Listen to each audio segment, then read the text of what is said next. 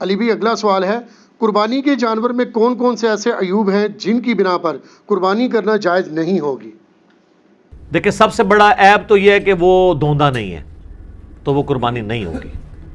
جو مسلم شریف میں حدیث ہے کہ صرف مسنہ کی قربانی ہوگی، دوندے کی، اور اگر تم دوندا نہ پاؤ تو جزع 1 سال کا کفایت کرے گا۔ اور جزع کے بارے میں امام ترمذی نے ساتھ لکھ دیا اس حدیث کے کانٹیکسٹ میں، کیونکہ ترمذی میں بھی حدیث ہے، مسلم میں بھی موجود ہے، ترمذی میں بھی، کہ جزع سے مراد بھیڑ اور دمبا یا مینڈا آتا ہے، بکری اس میں فال نہیں کرتی، نہ گائے اور اونٹ، تو دوندے کی قربانی ہوگی۔ یہ تو ہوگی ایک بیسک شرط۔ باقی جامع ترمذی، ابو داؤد، نسائی، ابن ماجہ میں کئی ایک احادیث ہیں جن میں نبی علیہ السلام نے فرمایا کہ کسی ایسے جانور کی قربانی نہ کرو جس کے کان کٹے ہوئے ہوں، سینگ ٹوٹا ہوا ہو، اس کے جسم پہ گوشت کم ہو، وہ لاغر ہو، وہ بیمار ہو، کوئی بھی اس کے اندر زہری عیب ہو، لنگڑا ہو۔ یہ سارے الفاظ ابو داؤد، ترمذی، ابن ماجہ، نسائی میں موجود ہیں۔ لنگڑا، سینگ ٹوٹا، لاغر، کانا، آنکھ نکلی ہوئی، یعنی جو ایک جانور کو دیکھ کے آپ کہہ سکتے ہیں یہ عیب ہے اس کے اندر، کان کٹا ہوا ہے۔ سینگ، بعض اوقات جینون کوئی ایسے بیل ہوتے ہیں جو جن کو ہم مونے بکریاں یا مونے بیل کہتے ہیں، جن کے وہ سینگ نہیں ہوتے ہیں، لیکن بعض اوقات ایسا بھی ہوتا ہے کہ ایک کا سینگ ٹوٹ گیا تو دوسرے کو وہ ریتی پھیر کے مونا کر لیتے ہیں۔ وہ ہم نے کسی ایکسپرٹ کو دکھانا ہے کہ یہ سینگ جو ہے یہ جینون مونا ہے یا یہ مونا کسی اسلامی بھائی نے بنا دیا اسے، ٹھیک ہے، کیونکہ ایک سینگ ٹوٹا تھا تو دوسرا بھی توڑ دیا، اور اس کے بھی چانسز ہوتے ہیں کہ سینگ ٹوٹا ہوا اور وہ کسی طریقے سے اس کے اوپر کوئی ایڈہیسو لگا کے وقتی طور پہ اس کو جوڑ دیا جائے۔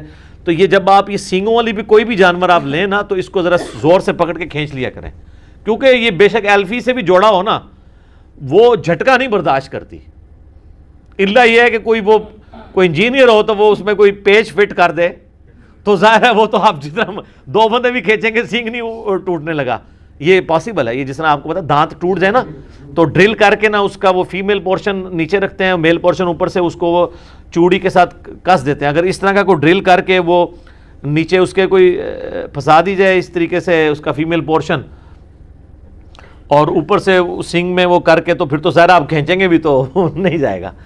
تو بہرحال اس میں تسلی کریں، اس لیول پہ تو خیر بہت کوئی سمجھدار ہوا تو وہ جائے گا، ادروائز زیادہ تر تو وہ جس طریقے سے جوڑتے ہیں، تو مونا بکرا ہو یا سینگ والا ہو، دونوں کو چیک ضرور کر لیا کریں کہ یہ عیب جو ہے نا اس کے اندر موجود نہ ہو۔ تو اس طرح کے عیوب جب ہوں گے، کان کٹا ہوا ہوگا، کانا ہوگا، یا اس کی ٹانگ ٹوٹی بھی ہوگی، یا لاغر ہوگا، بیمار ہوگا، پھر اس کی قربانی نہیں لگے گی، کیونکہ لن تنالوا البر حتی تنفقوا مما تحبون، تم نیکی کے کبھی بھی اعلیٰ درجے کو نہیں پا سکتے جب تک کہ اپنی پسندیدہ چیزیں اللہ کی راہ میں قربان نہ کر دو۔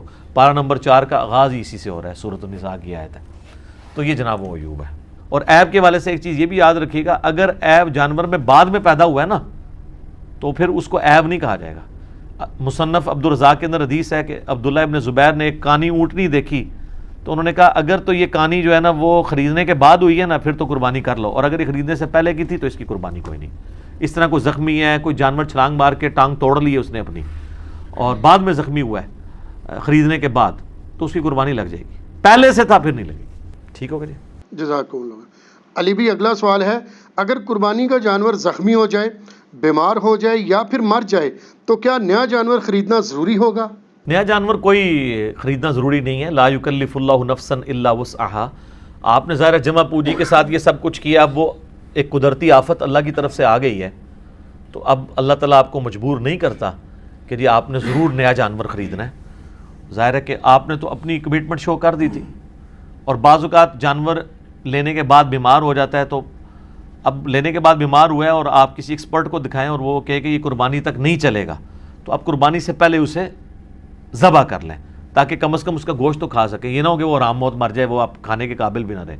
تو قربانی آپ کی اللہ کے حضور لکھی گئی سر، وہ تو سورۃ الحج میں ہے کہ اللہ تعالیٰ کو نہ تو گوشت پہنچتا ہے نہ خون، وہ تو تمہارے دلوں کے تقوی کو دیکھتا ہے۔ صحیح مسلم میں حدیث ہے اللہ تعالیٰ تمہاری شکلوں اور مال کو نہیں دیکھتا، دلوں اور اعمال کو دیکھتا ہے۔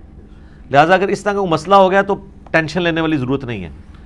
اسی طریقے سے اس میں ایک فقہ حنفی والوں نے ایک پتہ نہیں مسئلہ گھڑ لیا ہے، وہ کہتے ہیں کہ اگر کسی شخص پہ قربانی سنت موقدہ تھی ہمارے نزدیک اور ان کے نزدیک واجب تھی، اور اس نے جانور لیا تو اس کا جانور مر گیا یا زخمی ہوا اور ذبح کرنا پڑ گیا تو خیر ہے، اس کو نیا جانور لینے کی ضرورت نہیں. لیکن اگر کسی غریب آدمی نے لیا اور اس کا اس طرح مر گیا تو اس کو تو لازمی لینا پڑے گا.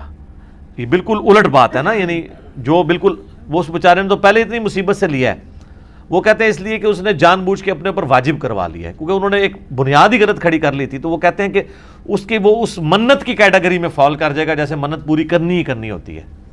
تو منت اگر آپ نے پوری کرانی ہے تو منت توڑوا لیں اس سے اور 3 روزے غریب سے رکھوا لیں، کیونکہ بخاری مسلم میں آتا ہے قسم توڑنے کا جو کفارہ ہے وہی منت کا کفارہ ہے.